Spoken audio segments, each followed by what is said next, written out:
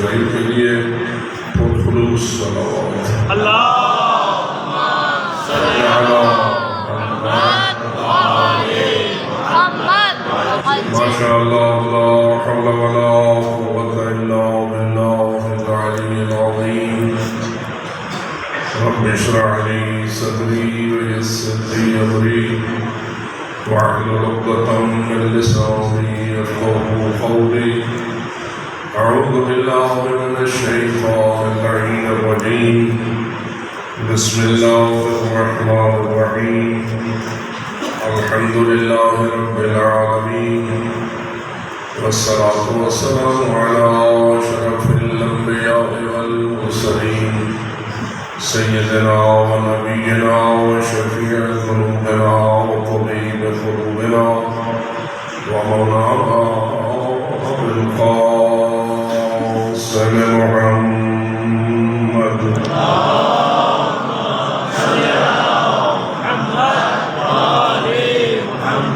الصلاة والسلام على أهل بيت الطيبين الطاهرين المعصومين الغر الميامين المنتجبين المكرمين الذين قال الله تعالى في حقهم إنما يريد الله ليذهب عنكم الرجس أهل البيت ويطهركم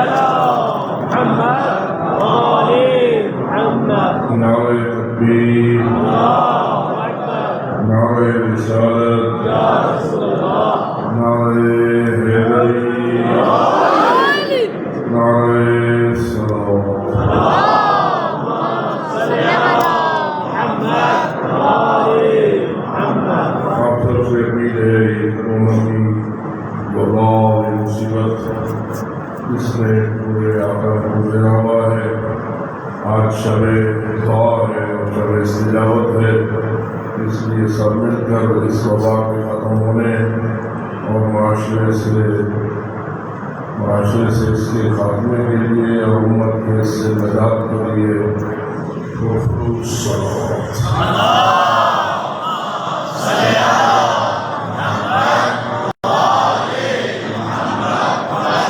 جو لوگ اس سلسلے میں مریض ہیں اسپتالوں میں داخل ہیں یہ تو اس خوف میں ہیں ان سب کی نجات کے لیے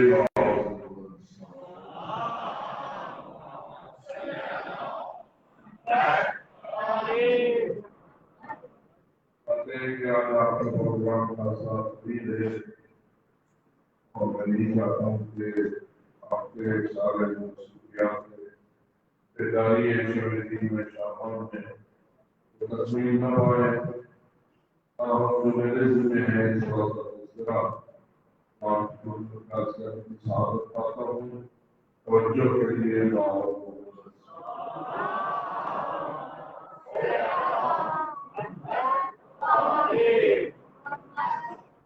رسول نے اپنے حدیث پاک میں فرمایا کہ افضل العبادات انتظار الفرج سب سے افضل عبادت تمام عبادات میں سے افضل عبادت انتظار الفرج مولا کے ظہور اور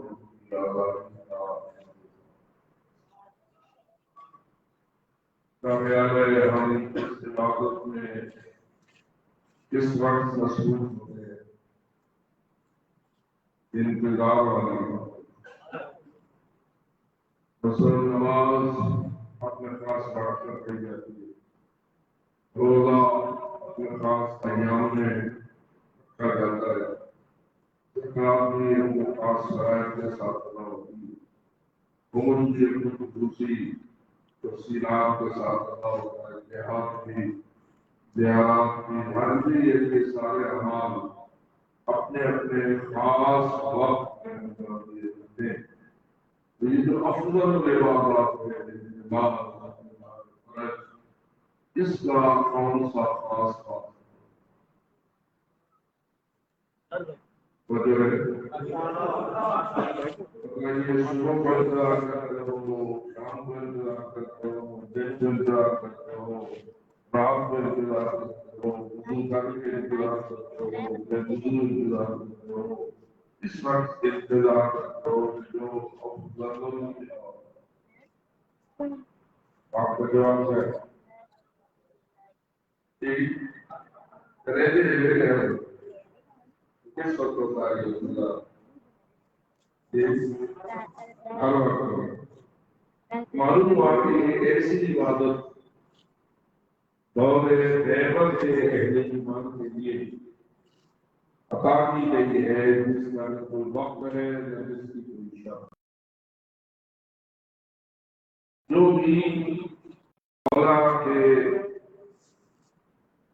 ظہور سے محبت رکھتا ہے اور اپنے دل کی گہرائی سے یہ چاہتا ہے کہ مولا کا جلدی سے جلدی ظہور ہو، اس کے لیے پھر کوئی وقت نہیں ہے کہ میں فلاں لمحے انتظار میں ہوں اور فلاں لمحے انتظار میں نہیں ہوں، بلکہ وہ ہر لمحے، ہر پل، ہر منٹ اور ہر سیکنڈ میں اس عبادت میں مصروف ہے۔ حتیٰ کہ جب بندہ سو جاتا ہے اور ہر چیز سے غافل ہو چکا ہوتا ہے، کیا عالم نیند میں بھی منتظر ہونا ہے؟ جی کیا کہیں گے؟ کیونکہ یہ معاملہ آپ کے ساتھ مربوط ہے، اس لیے آپ بھی مجھے اس سے صحیح پر آگاہ کر سکتے ہیں۔ عالم خواب میں، نیند کے اوقات میں بھی آپ منتظر ہوتے ہیں اور انتظار فرج مولا والی عبادت انجام دے رہے ہوتے ہیں یا نہیں؟ جی پکی بات ہے، یہ کیسی بات؟ یہ ایسے ہی ہے جیسے حب علی عبادت، حب علی،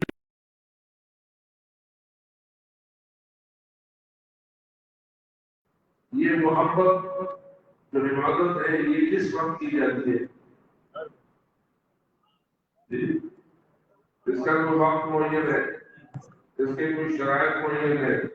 بے باوضو ہو تو محبت رکھو، بے وضو ہو تو محبت نہ رکھو، دن ہو تو محبت رکھو، رات ہو تو سو جاؤ تو محبت نہ رہے نہ، بلکہ محبت ایک ایسا جوہر ہے کہ جو جب تک زندگی ہے، دل دھڑک رہا ہے، اس میں علی علی ہوگا۔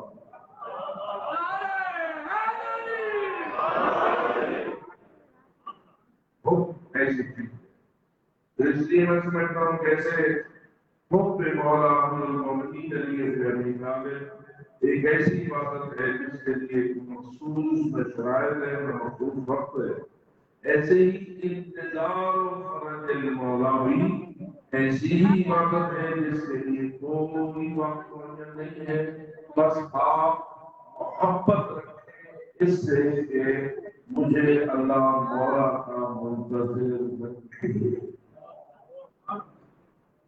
تو جو اس عبادت میں ہے اس وقت کی آواز بلند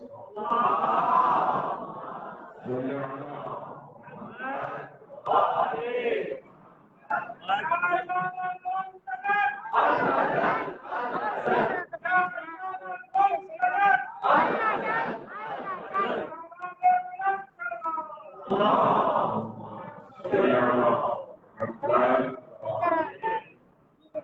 عبادت کا کوئی نہ کوئی مقصد ہوتا ہے. کوئی بھی عبادت اللہ نے بے مقصد نہیں رکھی اور ہو ہی نہیں سکتا کہ اللہ جل جلالہ جیسی ہستی ہمارے ذمہ کوئی عبادت یا کوئی کام لگائے اور اس کا کوئی مقصد ہو. یقیناً مقصد ہوتا ہے اور مقصد ہونا ہی اس کی معقولیت کی دلیل ہے. کسی چیز کا کوئی مقصد اور غرض ظاہر نہ ہو تو وہ کام فضول اور عبث ہوگا. اس وقت آپ اس مسجد میں تشریف لائے ہیں جبکہ اکثر آپ اس وقت میں اس مسجد میں موجود نہیں ہوتے. اس وقت اگر ہم اس مسجد میں آتے ہیں عموماً یہ مسجد خالی ہوئی ہے.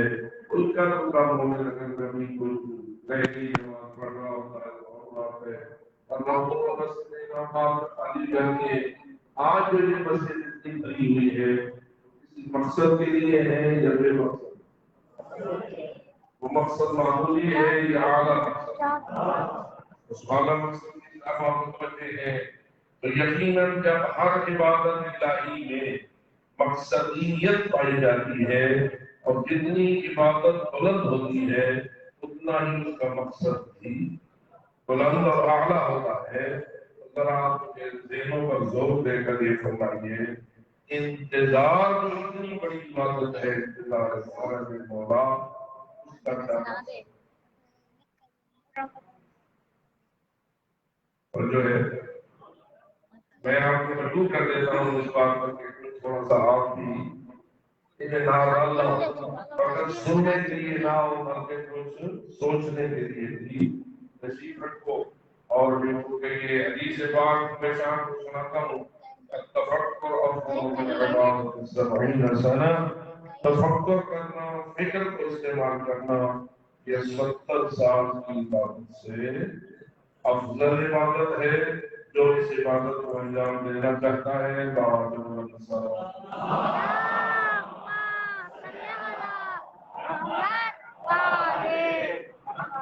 اب جب یہ بات واضح ہو گئی کہ انتظار فرج مولا اتنی عظیم عبادت ہے کہ جس سے کوئی لمحہ منتظر کا خالی نہیں ہوتا. فقط آپ منتظر ہیں یا آسمانوں پر بھی کوئی منتظر ہے؟ جی زمین والے فقط منتظر ہیں یا آسمان والے؟ آسمان والوں میں ایک ہستی کو اللہ نے زمین سے اٹھا کر آسمان پہ بٹھا دیا تھا. وہ ہستی یاد ہے جی کون ہے وہ؟ حضرت عیسیٰ روح اللہ. ایک مرتبہ ان کی روح کو شادمان کرنے کے لیے بآواز بلند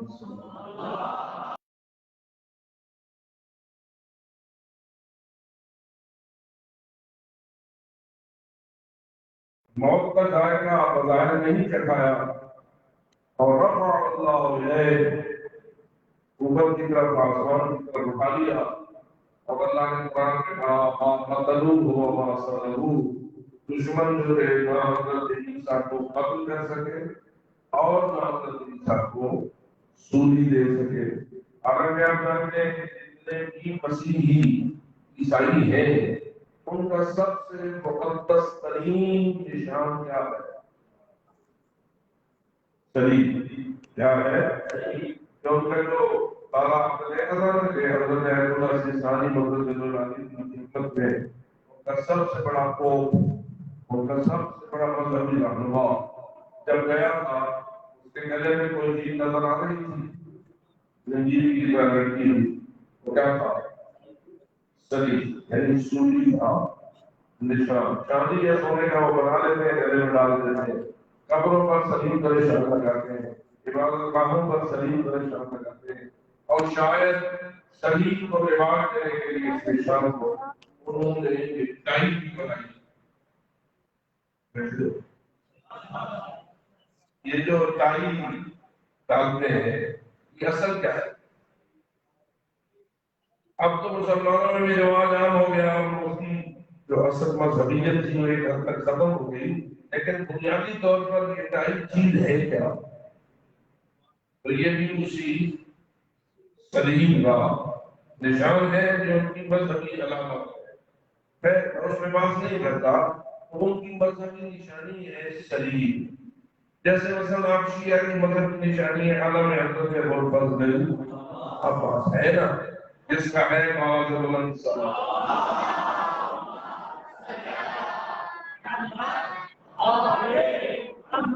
ان کی نشانی سلیم ہے۔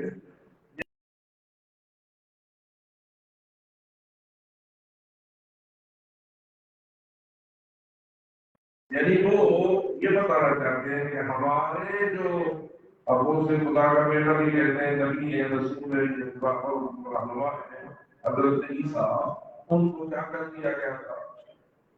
سولی دے دیا گیا تھا، اور ہم اصولی سے محبت کرتے ہیں اور اصولی کی قدر کرتے ہیں، اصولی کو ہم انتہائی محترم کرتے ہیں کہ جس پر حضرت عیسیٰ نے ہمارے گناہوں کو بخشوانے کے لیے قربانی دی۔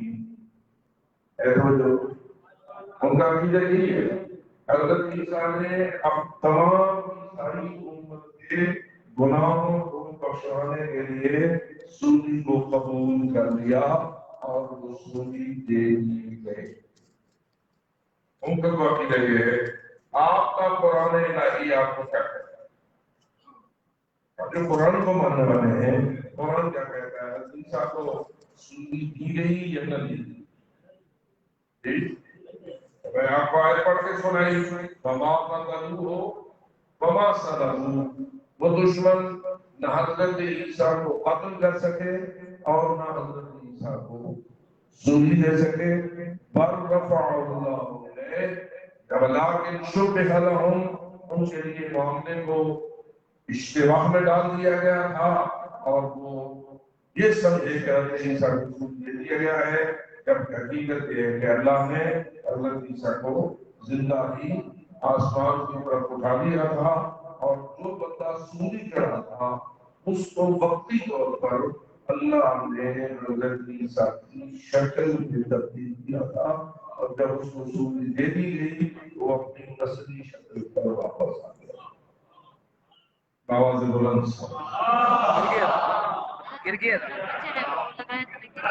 کوشش کیا لیکن ہمارے عقیدے کے مطابق اور قرآن کی صراحت کے مطابق حضرت عیسیٰ علیہ السلام کہاں اٹھا دیے گئے؟ اب سوال یہ ہے کہ وہ آسمان پر آج تک ہیں یا نہیں؟ کس کے انتظار؟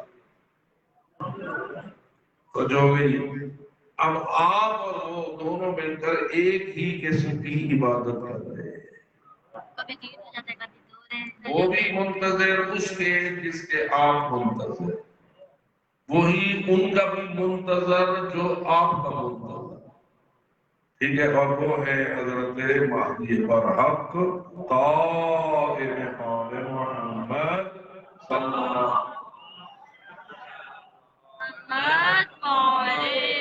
اس کا مطلب یہ ہوا کہ یہ انتظار والی عبادت فقط آپ کی نہیں بلکہ یہ ایک بہت بڑے اللہ کے نبی رسول اور اولو العزم پیغمبر کی عبادت ہے، اور وہ بھی اسی مقصد کے لیے آسمانوں پر بیٹھے انتظار کر رہے ہیں۔ کیا خیال ہے؟ مزاد ہے انتظار کا؟ ہاں مقصد ہے۔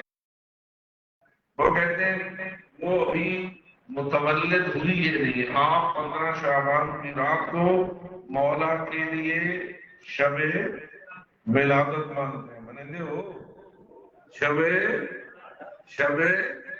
ولادت میلاد امام مہدی برکہ اللہ تعالیٰ پر شریف ہے، آپ تو اس کا ایمان رکھتے ہیں کہ ان کی 15 شعبان کی شب سن 255 ہجری میں حضرت نرجس خاتون سلام اللہ علیہا کے بطن مقدس سے ان کی ولادت باسعادت ہوئی تھی۔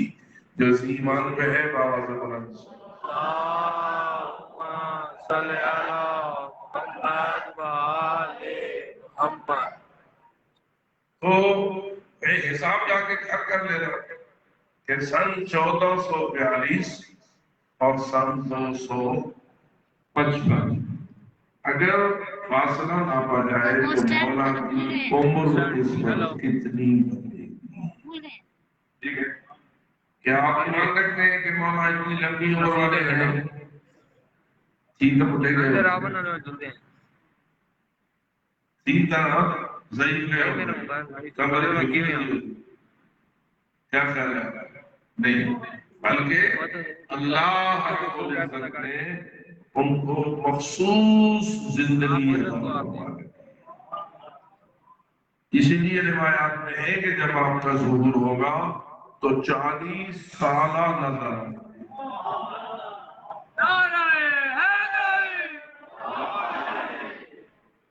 عمر تو بڑی لمبی ہوگی جیسے کہ ہے، اللہ جانے ابھی کتنی اور بھی گزرے گی، لیکن ان کی جو ظاہر کیفیت نظر آئے گی وہ کتنی ہوگی؟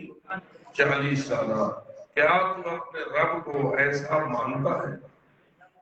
ان اللہ علی کل شیء قدیر، وہ ایسا کر سکتا ہے اور اس نے ایسا کر رکھا ہے۔ جو ایمان رکھتا ہے بآواز بلند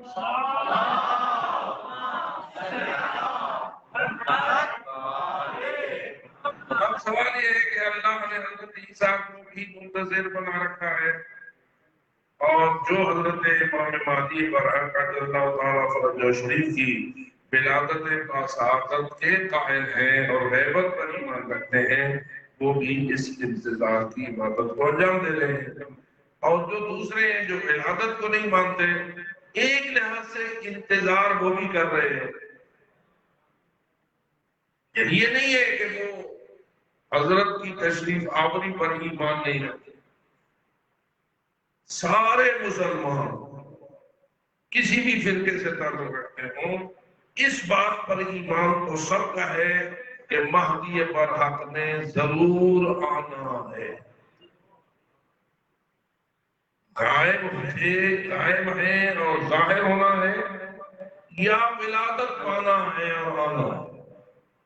جو اس نظریے کے قائل ہیں وہ کہتے ہیں ان کی ولادت ہوگی اور پھر وہ آگے اپنے فریضے جو ان کے ذمہ اللہ نے لگایا ہے اس کو بنی جائے گا۔ مقصد انتظار کے طور پر مقرر کرنا اور وہ ہے قرآن مجید کو پڑھیے۔ قرآن کہتا ہے کہ لقد ارسلنا رسلنا بالبینات وانزلنا معهم الکتاب والمیزان، ہم نے اپنے سارے رسول بھیجے ہیں بینات دے کر۔ لقد ارسلنا رسلنا بالبینات، ہم نے کسی کو خالی خالی نہیں بھیجا، جتنے بھی ہم نے رسول بھیجے ہیں ان کو بڑے واضح دلائل اور بڑے روشن معجزات عطا فرمائے۔ اس لیے کہ کوئی بھی نبی ہو اور وہ نبوت کا دعویٰ کرے، اگر کوئی رسول ہو اور وہ رسالت کا ادعا کرے تو کوئی اس سے پوچھے کہ آپ کے پاس کیا دلیل ہے کہ آپ کو اللہ نے نبی بنایا ہے، کہ آپ کو اللہ نے رسول بنایا ہے، اس کا کیا جواب ہوتا ہے؟ یہی کہ بس میں کہہ رہا ہوں، یا کوئی ان کے پاس ثبوت بھی ہوتا ہے تو آپ ہی مجھے بتائیے کیا ثبوت ہوتا ہے؟ رسول اکرم نے دعویٰ رسالت فرمایا، حضرت نے کوئی ثبوت پیش کیا کہ میں کیسے اللہ کا رسول ہوں؟ کیا چیز پیش کی؟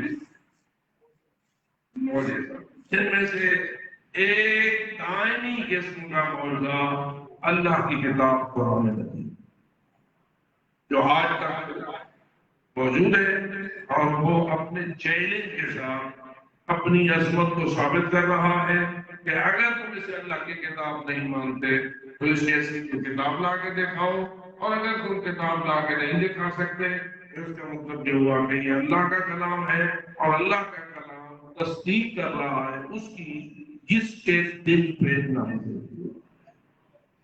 ایک تو یہ معجزہ ہے، اور باقی ہزاروں معجزے رسول اکرم نے دکھائے، ہر معجزہ نبوت یا رسالت کی دلیل ہوتا ہے۔ ٹھیک ہے، تو اسی طرح معجزات ہیں۔ اللہ فرماتا ہے لقد ارسلنا رسلنا بالبینات، ہم نے ہر ایک کو روشن ظاہر کیے، وانزلنا معهم الکتاب، اور ہم نے ان رسولوں کے ساتھ کتابیں بھی نازل فرمائیں، والمیزان، حق و باطل کو تولنے والا ترازو بھی نازل فرمایا۔ یہ سب کچھ ہم نے کیوں کیا؟ اب جو نقطہ ہے یہ ہے لِيَقُومَ النَّاسُ بِالْقِسْطِ، ہم نے یہ سب کچھ کیوں کیا ہے؟ آپ کو بتائیے کیوں کیا ہے؟ اللہ کے نبی کیوں بھیجے، رسول کیوں بھیجے، معجزات کیوں دیے، چاند اور ٹکڑے کیوں دیا، سورج کو کیوں پلٹایا، مردوں کو زندہ کیوں کیا، چلتے ہوئے دریاؤں کو کیوں روکا؟ یہ سارے کام ہے کیوں؟ آپ کہیں گے ان نبیوں کی نبوت کو اور ان رسولوں کی رسالت کو ثابت کرنے کے لیے اور ان کی تصدیق کے لیے پھر سوال پیدا ہوگا، اللہ نے ان نبیوں کو نبی کیوں بنایا، ان کو رسالت کیوں دی، کیوں بھیجا؟ حالانکہ ان نبیوں نے بڑی تکلیفیں اٹھائیں، بڑی اذیتیں اٹھائیں، حتیٰ کہ رسول اکرم نے فرمایا ما اوذی نبی قط مثل ما عظیم، جتنا مجھے اذیت کی گئی ہے اتنا کسی کو اذیت نہیں دی گئی۔ تو یہ ساری اذیتیں بھی اٹھائی انبیاء اور رسول نے، اور تکلیفوں پہ تکلیفیں، حتیٰ کہ سب سے بڑی مصیبت کربلا کے روز عاشور میں آئی۔ اتنا بڑا سلسلہ ہوا، وجہ کیا ہے، مقصد کیا ہے، غرض و غایت کیا ہے؟ تو قرآن کہتا ہے لِيَقُومَ النَّاسُ بِالْقِسْطِ، تاکہ لوگوں میں عدل قائم ہو۔ کیا قائم ہو؟ عدل قائم ہو۔ امام علیہ السلام کی شرافت کیا ہے؟ امام علیہ السلام کی خصوصیت کیا ہے؟ حضرت امام زمان عجل اللہ تعالیٰ فرج شریف بآواز بلند صلوات صلی اللہ محمد وآلہ، انہیں تھوڑے ٹھنڈے تھے بیٹے، گرم سے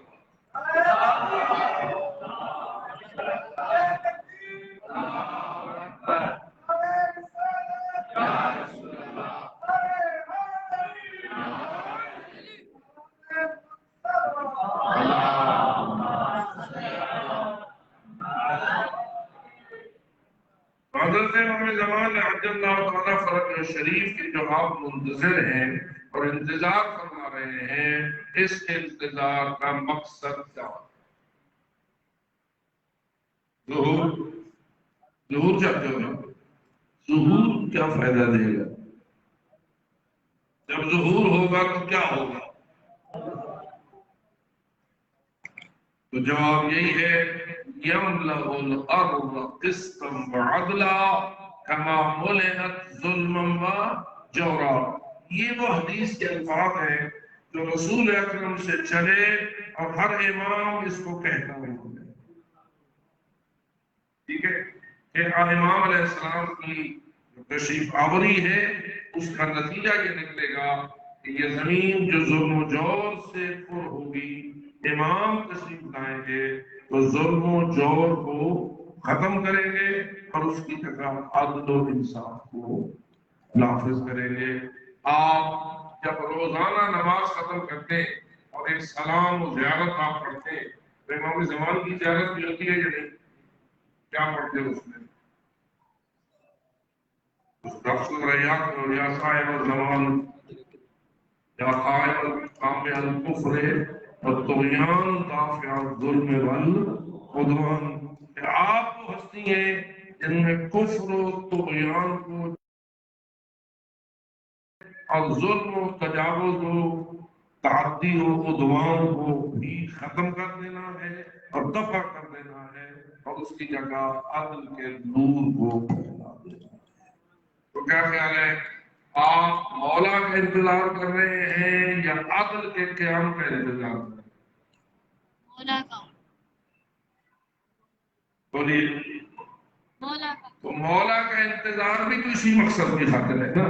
تو اس کا مطلب یہ ہوا کہ دراصل ہم یہ اللہ سے دعا مانگ رہے ہیں، انتظار کر رہے ہیں، خوش ہیں، اور یہ ہماری دل کی تمنا ہے کہ یہ زمین ظلم و جور سے پاک ہو جائے اور عدل و انصاف سے بھر جائے، کوئی کسی پہ ظلم نہ کرے، کوئی کسی کا حق نہ کھائے، کوئی کسی کے حق کو نہ چھینے، ظلم ہوتا ہے حقدار کو اس کا حق نہ دینا، عدل ہوتا ہے حقدار کو اس کا حق دینا۔ تو کیا چاہتے ہو، یہ ہو یا نہ ہو نا؟ تو آج سب اگر آپ خوشی منا رہے ہیں، جشن منا رہے ہیں، عید منا رہے ہیں، تو یہ عید کی اصل مقصدیت یہ ہے کہ آپ جتنا اپنے مولا کی ولادت سے محبت رکھتے ہیں، جتنی آپ مولا کے ظہور سے محبت رکھتے ہیں، اتنی ہی آپ زمین کے عدل و انصاف سے پر کیے جانے سے محبت رکھتے ہیں اور ظلم و جور کے خاتمے سے محبت رکھتے ہیں۔ کیا ایسا ہے؟ اگر ہے تو نعرہ حیدری بات سمجھ آ گئی؟ عدل و انصاف کا قیام ہی اصل ہمارا مقصد ہے، لیکن چونکہ عدل و انصاف کے قیام کو اللہ نے مربوط کیا ہے، ذمہ داری لگائی ہے، خوشخبری سنائی ہے، پیش گوئی دے دی ہے کہ یہ کام ہوگا مولا کے ظہور کے ساتھ، اور اس لیے مولا کا ظہور ہمیں اتنا ہی قیمتی نظر آتا ہے جتنا زمین خدا کا عدل سے پر ہونا قیمتی نظر آتا ہے۔ کیا خیال ہے، اس وقت ظلم سے بھری ہوئی ہے یا عدل سے بھری ہوئی ہے؟ پھر دیکھ لو، پتہ کہ نہیں کمی ہوتی پئی ہے تو ظلم بڑھ رہا ہے، ظلم بڑھ رہا ہے اور عدل نہ ہونے کی طرف جا رہا ہے۔ اور جوں جوں سال گزرتا ہے، سن 1441 کی نیمہ شعبان آپ نے گزاری تھی، اس وقت جتنا ظلم تھا آج ظلم اس سے زیادہ ہے، اور اسی طرح ظلم میں اضافہ ہوتا رہے گا، اور جتنا ظلم میں اضافہ ہوتا رہے گا اتنا معاشرہ تنگی سے تنگی میں بڑھتا چلا جائے گا۔ مہنگائی زیادہ ہے، شے مہنگی ہے، اولاد والدین کی عزت نہیں کرتی، والدین اولاد کے حقوق کو ادا نہیں کرتے، ہمسائے ہمسایوں کو تنگ کر رہے ہیں، پردہ ختم ہے، بے حیائی عام ہے،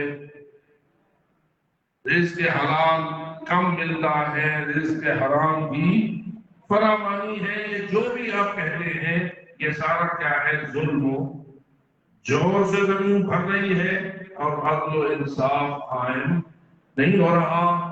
جو عدل کے قیام کا نعرہ لگا کے آتے ہیں، جب پریکٹیکل لائف ان کی دیکھی جاتی ہے تو نظر آتا ہے کہ نعرہ کچھ اور تھا اور عمل اور اللہ فرماتا ہے کبر مقتا عند اللہ ان تقولوا ما لا تفعلون۔ اللہ سب سے زیادہ ناراض اس بات پر ہوتا ہے کہ تم جو کہتے ہو وہ کرتے نہیں ہو، کہتے کچھ اور ہو اور کرتے کچھ ایسے معاشرے پر، یعنی اگر ایک شخص ایسا کرے تو ایک پہ اللہ ناراض، اور اگر پورا معاشرہ ایسا کرے، پوری قوم ایسا کرے تو پھر کیا ہوگا؟ اللہ پوری قوم پر ناراض ہوگا، اور اگر پوری قوم پر اللہ ناراض ہو جائے تو پھر اللہ کی ناراضگی کا اظہار کیسے ہوتا ہے؟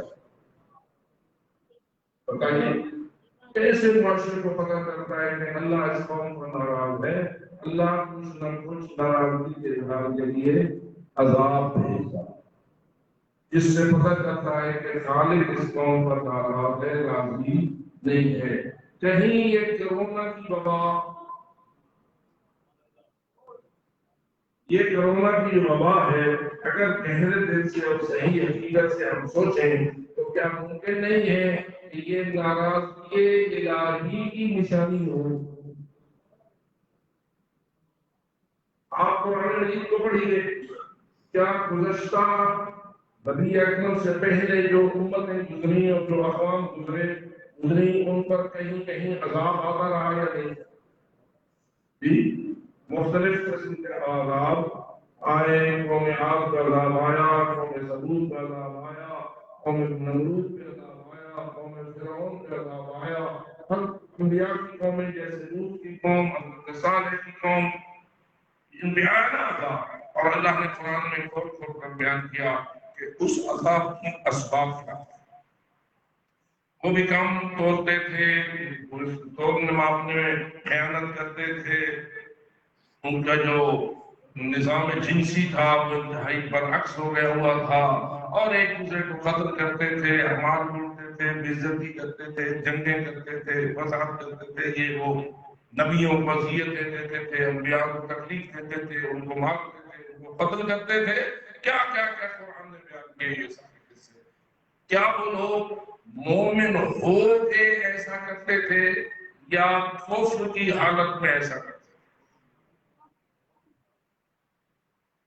تو جو ہے مثلا فرعون کی قوم دریا میں غرق ہوئی ہے، نہیں فرعون سمیت غرق ہوئی، کیا حضرت موسیٰ پر ایمان لانے کے بعد غرق ہوئے یا حضرت موسیٰ پہ ایمان ہی نہ لایا فرعون اور فرعون کی قوم نہ لائے ایمان؟ ٹھیک ہے، نبی کو نہ مانا، رسول اکرم کو، اللہ کے رسول کو نہ مانا، ان کے جتنے بھی کی کتابیں تورات کو بھی نہ مانا، تو یہ جو دریا میں غرق ہوئی ہے تو کافر تھے، یہ کوئی ابھی مومن نہیں ہوئے تھے۔ اس کا مطلب یہ ہوا کہ کبھی کبھی اللہ ان قوموں پر بھی عذاب بھیج دیتا ہے جو اللہ کو نہیں مانتے لیکن کام ایسے کرتے ہیں جو باعث عذاب ہوتے ہیں۔ قوم لوط، آپ جانتے ہیں قوم لوط کے گناہ تو آپ جانتے ہیں نا، وہ لوط کے گناہ کرنے والے ہیں، وہ حضرت لوط پہ کوئی ایمان لائے تھے؟ نہیں لائے تھے، بے ایمان تھے، کافر تھے، حضرت لوط کو توہین کرتے تھے، ان کی عزتی کرتے تھے، پتہ نہیں کیا کیا تفصیلاتی قصے ہیں، لیکن اس کے باوجود اللہ نے ان پر عذاب بھیج دیا۔ کیا خیال ہے آج کل اس عذاب میں، کرونا والے عذاب میں، وہ قومیں بھی ہیں یا نہیں جو ایماندار نہیں ہیں؟ نظر آنے کی یہ بات، قومیں ایمان نہیں لائی تھی لیکن یہ عذاب ان پر بھی مسلط ہے۔ اور پھر مصیبت یہ بھی ہوتی ہے کہ سکی نال سنی بھی سکی نال سنی بھی، یعنی بے ایمانوں کے ساتھ ایماندار بھی پھر اچھا، اور ایماندار بھی اگر ایسے ہوں، ایمان ہو عمل نہ ہو، ظاہر میں ایماندار ہوں کردار میں ان جیسے ہوں۔ اب مجھے بتائیے کہ اس وقت معاشرے میں اپنے اپنے قول کی وفا کتنی ہے؟ غیر مسلم بھی اسی مصیبت کا شکار ہیں تو مسلمان بھی اسی مصیبت کا شکار ہیں، کہتے کچھ اور ہیں اور کرتے کچھ اور ہیں۔ تو اس کا نتیجہ یہ ہے کہ مستحق عذاب الہی ہونا کوئی ان کی مشکل بات نہیں ہے۔ اور آج کے شب مبارک کے توسط سے اللہ سے التجا کریں کہ خداوندہ ہمیں اپنے عذاب سے عذاب آخرت سے تو محفوظ فرما ہی فرما، اور ہمیں عذاب دنیا سے بھی محفوظ فرما۔ جو اس دعا کی استجابت چاہتا ہے آواز بلند سے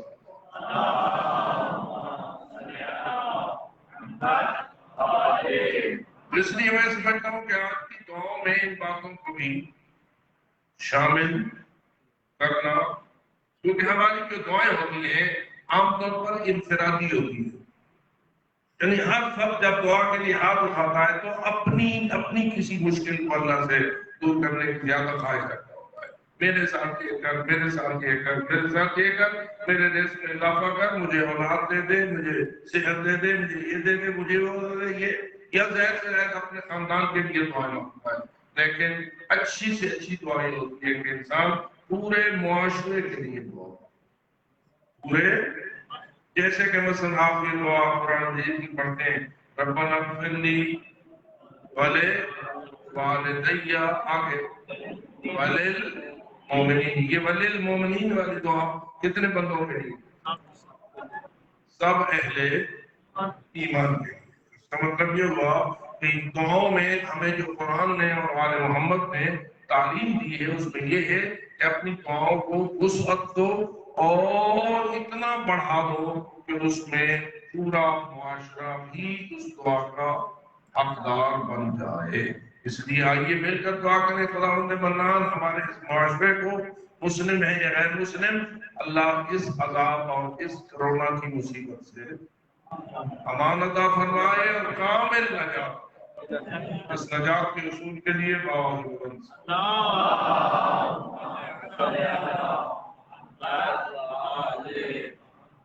آج میں چاہتا تھا کہ آپ کو تھوڑا سا اس نیمہ شعبان کی دعاؤں میں ایک معرفت کی باتیں ہیں، کیونکہ یقیناً آپ اس وقت کی طرف متوجہ ہیں۔ معصومین کی جو یا علماء حق کی جو دعائیں ہیں ان میں بھی بڑی بڑی معرفت کی باتیں اور وہ ہمارے عقیدے کی بنیادیں ہیں، ان پر انسان ایمان رکھتا ہے تو دعا بنتی ہے۔ اگر آپ دعا مانگیں لیکن دعا کا جو مفہوم ہے آپ کا خدا نہ کرے عقیدہ اس مفہوم کے خلاف ہو، دل میں جو عقیدہ ہے وہ کچھ اور ہو اور دعا کے الفاظ جو ہیں ان کا مفہوم کچھ اور ہو، تو کیا خیال ہے آپ کی دعا میں خلوص آئے گا؟ دعا میں پھر خلوص نہیں ہوگا، کیونکہ تو کہہ کچھ اور رہا ہے اور تیرے دل میں کچھ اور ہے، اور ایسی چیز کو اللہ کی بارگاہ میں منافقت سے تو تعبیر کیا جا سکتا ہے اور خلوص سے تعبیر نہیں۔ اور دعا کے لیے مخلص ہونا ضروری ہے یا نہیں؟ دعا کی قبولیت کے لیے مخلص ہونا انتہائی ضروری اور انتہائی اہم ہے، اس لیے ہمیں اس بات کی طرف ضرور وقت دینا چاہیے کہ جو دعائیں اور اعمال آپ بڑے دل محبت کے ساتھ کرتے ہیں تھوڑا سا وقت ہمیں دیں تاکہ آپ کو ان دعاؤں سے کچھ نہ کچھ مطلب سمجھانے کی کامیابی حاصل ہو جائے۔ تو دعا پڑھنے سے پہلے دعا جاننا ضروری ہونا چاہیے یا نہیں؟ جی دل آواز بلند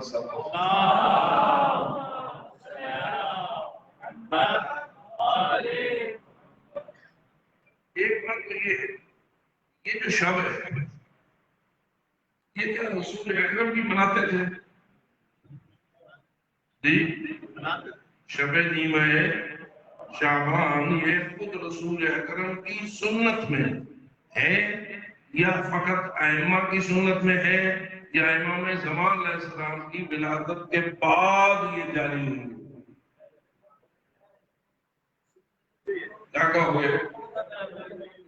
زمانے رسالت نام سے، اس کا مطلب یہ ہوا کہ ولادت مولا کی شب یہ شب بننے سے پہلے بھی مبارک تھی۔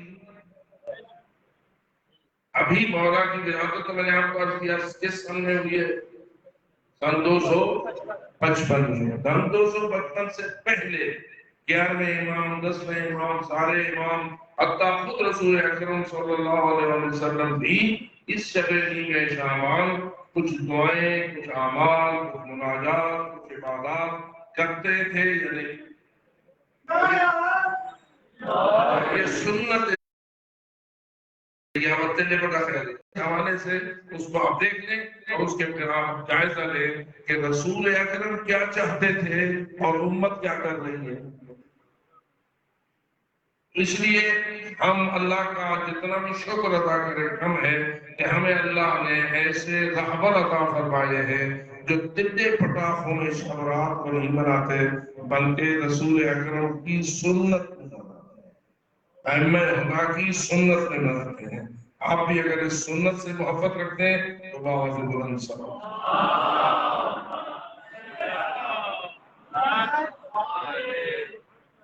حضرت امام جعفر صادق علیہ السلام راوی ہے اور فرماتے ہیں کہ یہ بات میرے والد گرامی حضرت امام محمد باقر ان کے نام پر باوجہ بلند صلوات ان سے نیمہ شعبان کی رات کے بارے میں پوچھا گیا۔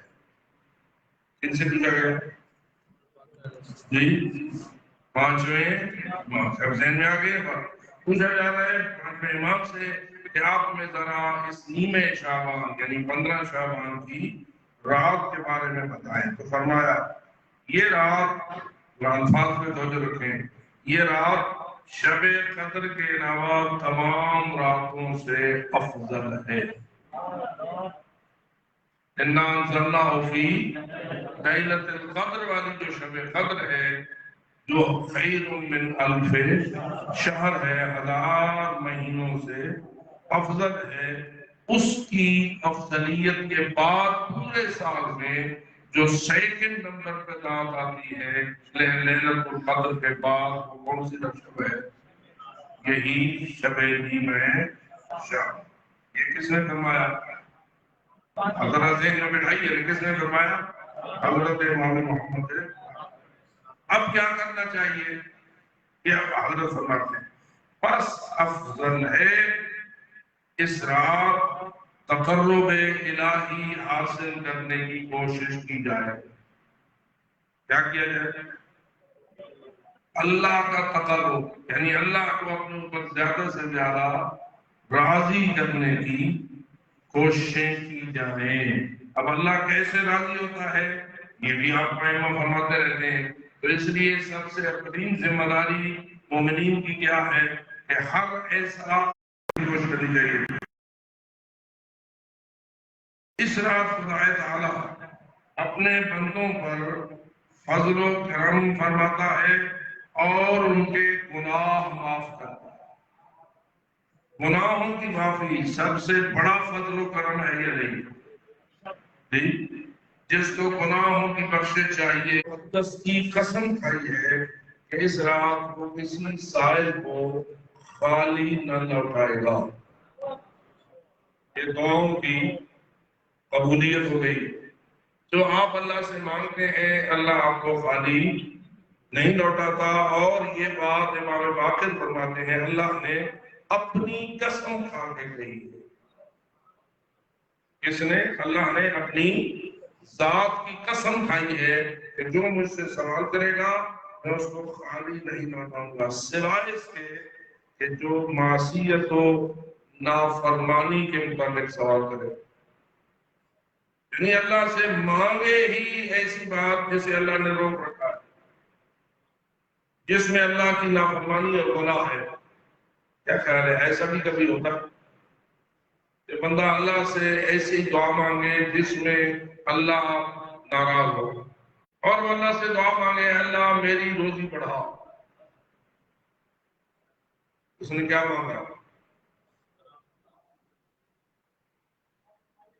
پتہ ہوگا، سمجھ آئیے نہیں. کھاتا ہے سود اور اللہ سے مانگتا ہے اپنی روزی میں اضافہ. یہ کس چیز میں اضافہ مانگ رہا ہے؟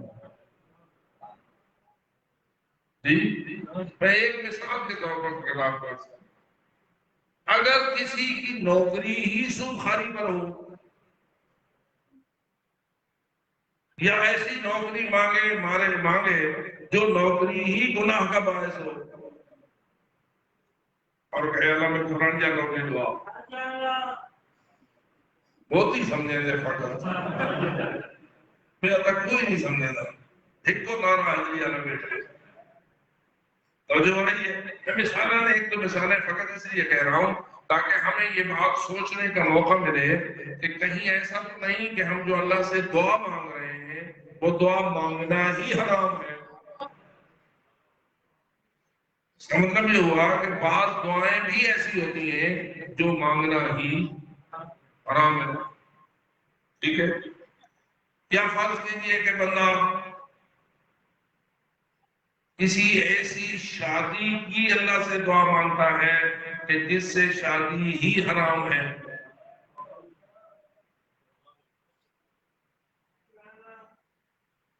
ایسا ہو سکتا ہے؟ میں مختلف مثالیں دے کر سمجھانا چاہتا ہوں. آپ بھی اپنی ذہن میں اس چیز کو تھوڑا سا دوڑائیں گے تو آپ کو اپنے معاشرے کی کمزوریاں اور اپنے معاشرے کی گندی عادات جو ہے وہ سمجھ آئیں گی. اور ہم کہیں اس حد تک تو نہیں پہنچے کہ ہم نے اللہ کے حلال کو حرام اور حرام کو حلال سمجھ لیا. اور یہ ہماری معرفت کی کتنی کمزوری ہوگی اور ہمارے معاشرے کی کتنی جہالت ہوگی کہ ہم نہیں سمجھ پاتے کہ یہ بات تو اللہ نے حرام کی ہے اسے حلال سمجھے ہوئے ہیں. اور جو ہو رہی ہے تو اس لیے ذرا تھوڑا سا اس جملے کو بھی اپنے پلے باندھیے کہ حضرت امام باقر علیہ السلام نے فرمایا کہ اللہ کسی سائل کو خالی نہیں لوٹائے گا مگر یہ کہ اس کی دعا کی معصیت اور نافرمانی پر مشتمل ہو۔ اس کو سمجھ آئیے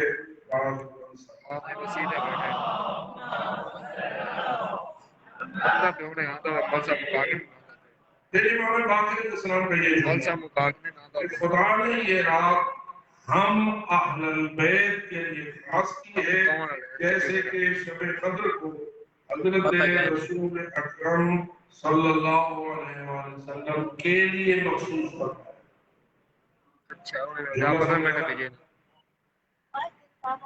دیکھیے نا آپ یہ بتائیے کہ شب قدر امام فرماتے ہیں رسول اکرم کے لیے خاص ہے، اور یہ شب نیمہ شعبان ہم آل رسول اس کی خصوصیت آل رسول کے لیے ہے، اور شب قدر کی خصوصیت حضرت رسالت آپ صلی اللہ علیہ وسلم۔ بس اس شب میں زیادہ سے زیادہ حمد و ثناء الہی کرنا اور اس سے دعا و مناجات میں مصروف رہنا چاہیے۔ کیا کرنا چاہیے؟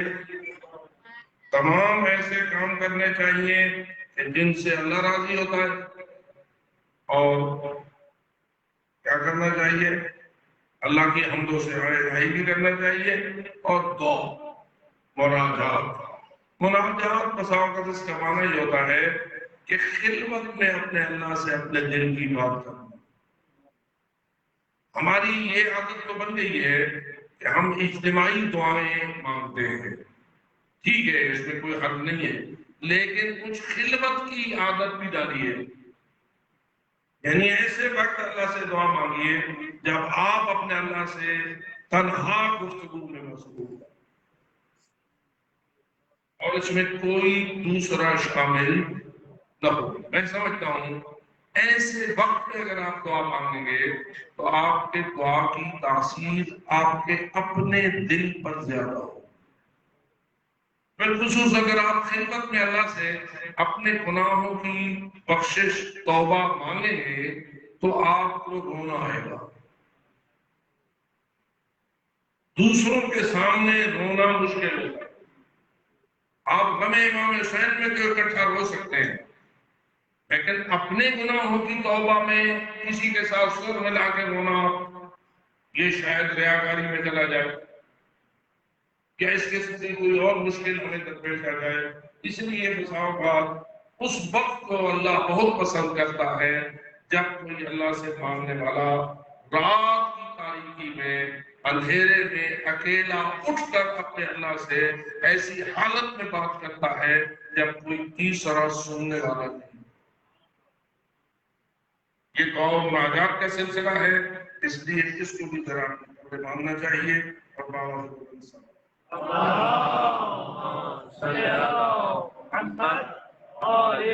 اس رات کی عظیم بشارت حضرت مہدی علیہ السلام کی ولادت باسعادت ہے۔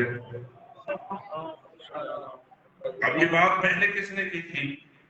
حضرت امام محمد باقر نے، اس میں حوالہ امام مہدی برحق کا نہیں آیا، ٹھیک ہے، لیکن اب یہ بات آ رہی ہے کہ حضرت امام مہدی برحق کی ولادت باسعادت بھی اسی شب میں ہوئی ہے جو 255 ہجری میں بوقت صبح صادق سامرہ میں ہوئی ہے۔ ٹائم کون سا تھا؟ جی صبح صادق، اور رات کون سی تھی؟ نیمہ شعبان۔ سن کون سا تھا؟ 255 ہجری۔ اس کے بعد یہ چند اعمال ہیں جو آپ اکثر جانتے ہیں، میں فقط ایک دعا کا تھوڑا سا ترجمہ آپ کو بیان کرتا ہوں تاکہ تھوڑی سی معلومات کی بات آپ تک آ جائے۔ اللہم صلی علی محمد آل محمد۔ یہ دعا ہے جو شیخ و سید نے پڑھنے کا حکم فرمایا ہے، جو حضرت امام اسد علیہ السلام کی زیارت کے مشابہ ہے۔ وہ دعا یہ ہے، اللہم، اس پر توجہ کرنا، بحق لیلتنا وموعودها وحجتك وموعودها۔ اے اللہ تجھے ہم اس رات کے حق کا واسطہ دیتے ہیں، اور جو بچہ اس رات پیدا ہوا تھا، مولود تھا، اس کے حق کا واسطہ دیتے ہیں جو تیری حجت ہے اور تیرا موعود ہے۔ ٹھیک ہے، اب اس سے کیا ثابت ہوا؟ ولادت ہوئی ہے یا نہیں ہوئی؟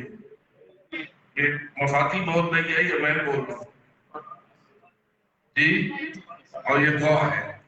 اور ہم اس سے بھی یہ سمجھتے ہیں کہ ہمارے مذہب میں کسی بھی باعظمت شخص کے حق کا واسطہ دینا بھی عبادت ہے اور دعا کی قبولیت کا وسیلہ ہے۔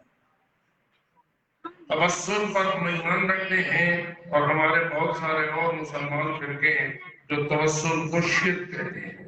ہمارے اور ان میں بنیادی فرق یہ ہے کہ وہ وسیلہ کو وسیلہ نہیں مانتے اور ہم وسیلہ کو وسیلہ مانتے ہیں، حتیٰ کہ ہم اس رات کو بھی وسیلہ مانتے ہیں کہ اس رات کو اللہ کسی امام کی شب ولادت قرار دے۔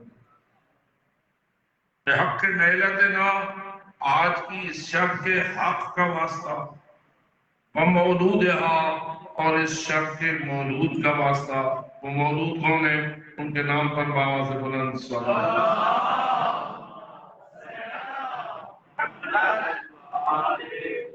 اور حجت، اور ہم ایمان رکھتے ہیں کہ مولود کی طرف سے تیری مخلوق پر حجت ہے، یعنی اس کی اطاعت کرنا امت پر واجب ہے۔ حجت کیسے کہتے ہیں؟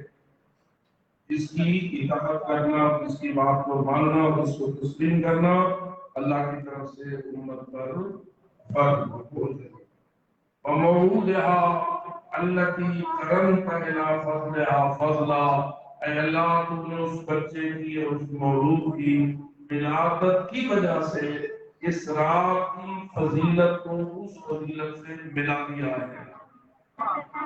یعنی پہلے بھی یہ رات فضیلت والی تھی، اور پھر تو نے اس مولود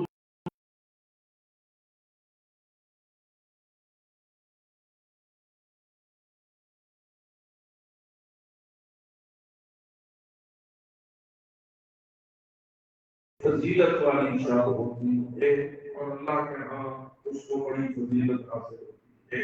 تو اس ایمان پر ہے بات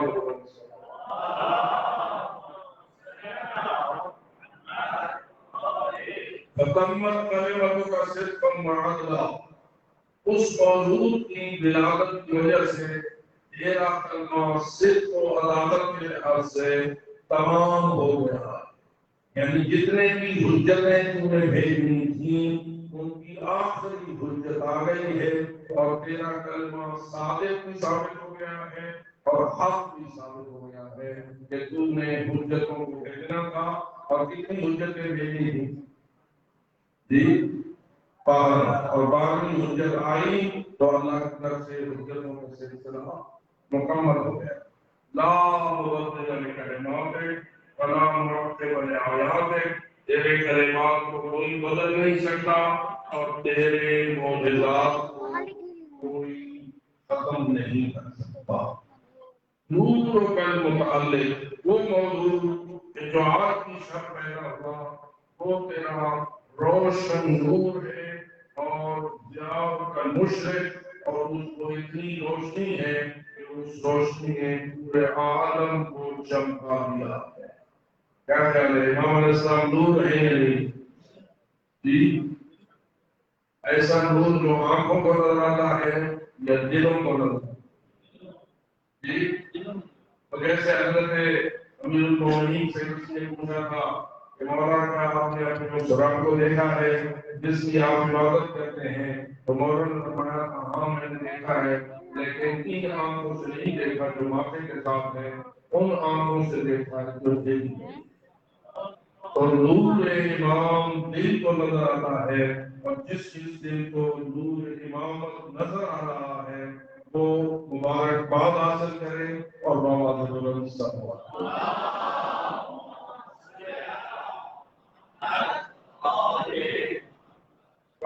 علم نور فی احیاء الوجوہ، اور امام ایک نور کا مینار ہے انتہائی اندھیری رات میں. سمجھے؟ اندھیری رات کیسی ہے؟ یہ کون سا اندھیرا ہے جس کے اندر امام ایک نور کا مینار ہے؟ یہی اندھیرا جو سورج ڈوبنے سے ہو رہا ہے. رات کا اندھیرا یا گمراہی کا اندھیرا، اس کو بندوق کا اندھیرا، جی ظلم و بربریت کا اندھیرا.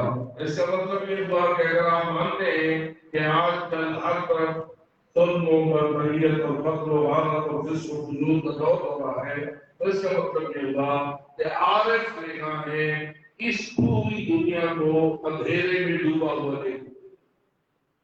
دن کی روشنی میں بھی اندھیرا ہے. سورج دوپہر میں چمک رہا ہے لیکن دنیا اندھیرے میں. یہ کون سا اندھیرا ہے؟ بات کو نہیں سمجھ آ رہی ہے. اور امام علیہ السلام اس اندھیرے کو ختم کرنے کے لیے مینار کی حیثیت، نور کے مینار کی حیثیت ہے. الغائب المستور ہے غائب،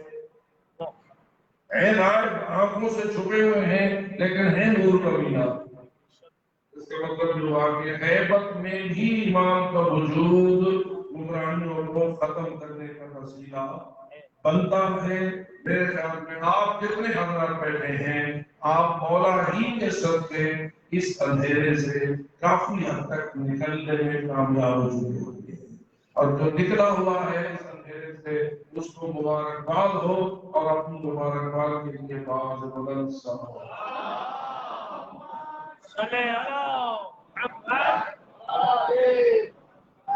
جلیل مولدو. مولا کی ولادت جلیل ہے اور کرم و مرحمت اور ان کی شان بہت عظیم ہے. والملائکۃ شہد، ملائکہ امام کے گواہ ہیں. اللہ ناصر، اور اللہ ان کا ناصر و مددگار. ان کا جی ملائکہ ان کے ساتھ ہیں یا نہیں؟ اللہ ان کا مددگار ہے یا نہیں؟ ان کی ولادت کو آپ عظمت والی ولادت مانتے ہیں یا نہیں؟ کیا ان کی ولادت میں اتنی شان و شوکت ہے؟ میں کہتا ہوں جس کی ولادت کو اتنا بڑا جہان بنائے، اور جس کی ولادت کی خوشیاں اگر زمین پہ نہ ہو آسمانوں میں بھی ہو، اس کی عظمت دل ہے. اللہ ناصر ہوں اور مؤید ہوں. اللہ نے وعدہ کر رکھا ہے کہ میں اس ہستی کی نصرت کروں گا اور ان کی تعریف کروں گا. اذا آمن یارہم، جب آپ کا وعدہ آئے گا. والملائکۃ امدادہ، ملائکہ آپ کے ساتھ امداد کے لیے نکلیں گے. سیف اللہ الذی لا یبلو، وہ اللہ کی تلوار ہے جو اجڑتی نہیں ہے. نور الذی لا یخفو، اور وہ اللہ کا نور ہے جو بجھتا نہیں ہے. کس کی تعریف ہو رہی ہے؟ امام علیہ السلام.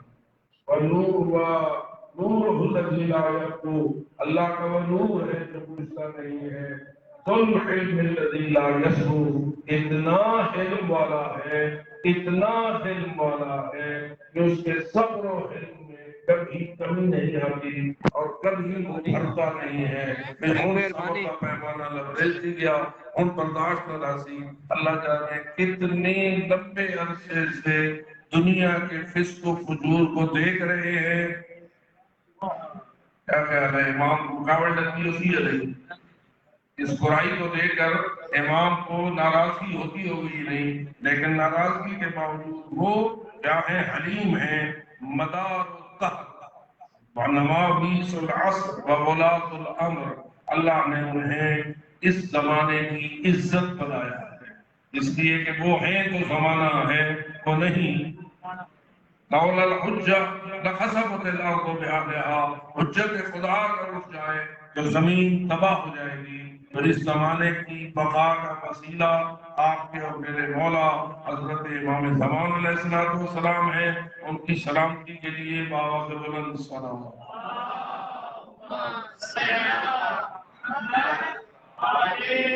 وولاۃ الامر، اور وہ ولی امر ہیں، یعنی اللہ نے انہیں حق دیا ہے انسانی معاشرے پر حکومت کرنے کا اور سب کا حکمران بننے کا۔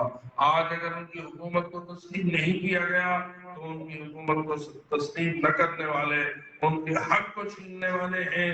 آئیے اپنے آپ کی مبارک کے لیے تیار ہو جائیے کہ آپ نے ان کو ولی امر کل بھی مانا تھا، آج بھی مانا ہے، اور کب تک مانو گے؟ ہمیشہ کے لیے مانتے رہیں گے کہ وہ ولی امر ہیں۔ بل منزل علیہم ما يتنزل فی لیلۃ القدر، اور لیلۃ القدر میں جو کچھ نازل ہوتا ہے وہ اسی ہستی پہ ہوتا ہے۔ وہ جو آپ پڑھتے ہیں نا کہ تنزل الملائکۃ والروح فیہا بإذن ربہم من کل امر، یہ کس ہستی پر تنزل ہوتا ہے؟ اس لیے انہوں نے فرمایا ہے کہ منزل علیہم ما يتنزل فی لیلۃ القدر واصحاب الحشر والنشر، حشر و نشر کے دن بھی یہ ہستی آپ کی ساتھی ہوگی، اسی ہوں گے، ہونا چاہیے۔ ہمیں کن کا سہارا ہے؟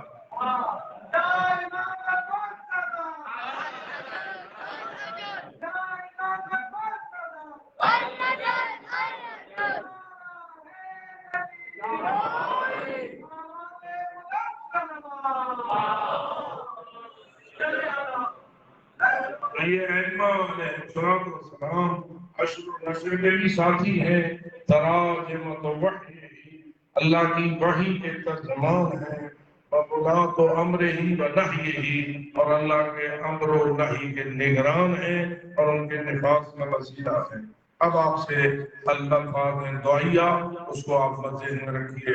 اللہم فصل علی خاتمہم، اے اللہ ان ولی امر ہستیوں کا جو آخری ولی امر ہے اس پر اپنی صلوات نازل فرما، وقائمہم، اور جو ان کا قائم آل محمد ہے اس پر اپنے درود نازل فرما، المستور عن عوالمہم، اگرچہ کہ وہ لوگوں کی نگاہوں سے پردے میں ہیں لیکن پھر بھی جہاں ہیں ان پر اپنی صلوات و درود نازل فرما۔ اللہم وَأَدْرِكْ بِنَا أَيَّامَهُ، اے اللہ ہم سب کو ان کے دن دکھا اور ان کی حکومت تک پہنچا۔ جو اس دعا کو چاہتا ہے بآواز بلند صلوات۔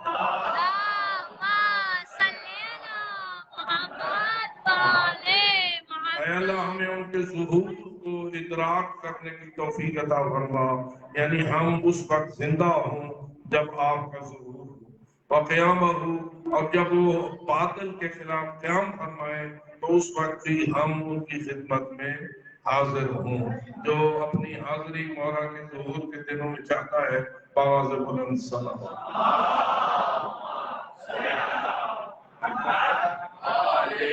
وَجَعَلْنَا مِنْ أَنصَارِهِ، اے اللہ مجھے مولا کے ناصرین میں سے قرار دے، مولا کے ناصرین میں سے قرار دے، یعنی آپ کو ہمیں اتنا اپنے آپ کو بنانا چاہیے کہ ہم 12ویں امام کے ناصر قرار دیں۔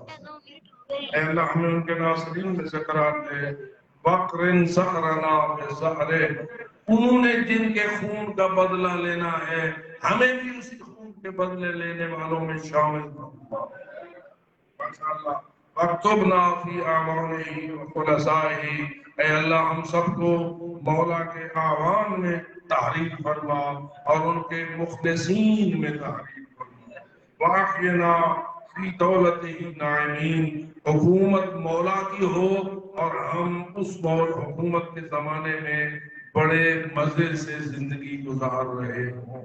جس کو یہ زندگی چاہیے بآواز بلند صلوات۔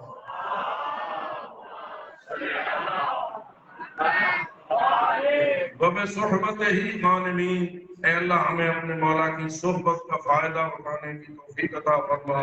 وَبِحَقِّهِ قَائِمِينَ، مولا کے حق کے لیے قیام کرنے والوں میں سے قرار دے ومن سوء الصالحین، اور ہمیں ہر قسم کی مصیبت سے سلامتی عطا فرما اور صحت و عافیت کے ساتھ مولا کا سپاہی بننے کی توفیق عطا فرما یا ارحم الراحمین والحمد للہ رب العالمین وصلوات علی سیدنا محمد خاتم النبیین والمرسلين وعلى أهل بيته الصالحين وعترته الناطقين ولعن جميع الظالمين، اے اللہ جتنے ظالم ہیں ان سب پہ اپنی لعنت اور عذاب نازل فرما واحکم بیننا وبینہم یا احکم الحاکمین، اے سب سے بہتر فیصلہ کرنے والی ذات ہمارے اور ظالموں کے درمیان بہترین فیصلہ فرما، یعنی ظالموں کو کیفر اقتدار تک پہنچا اور ہمیں ظالموں کی مخالفت اور ان کی دشمنی میں کامیابی نصیب فرما۔ ان سب دعاؤں کی قبولیت کے لیے، ساری حاجات کی برابری کے لیے، جس جس نے آپ کے سامنے دعائیں لگائی ہیں ان کی دعاؤں کی قبولیت کے لیے، جو مریض ہیں ان کی شفا یابی کے لیے، جو بے اولاد ہیں ان کی اولاد کے لیے، جو نرینہ اولاد کے متمنی ہیں ان کی اس تمنا کے پورا ہونے کے لیے، جو تنگی رزق کا شکار ہے ان کو سبھی رزق کے لیے، غرض ہے کہ آپ سب کی اور دیگر تمام مومنین مومنات جنہوں نے ہمارے آپ کے سامنے دعائیں لگائیں سب کی دعاؤں کی قبولیت، حاجات کی برابری کے لیے بآواز بلند صلوات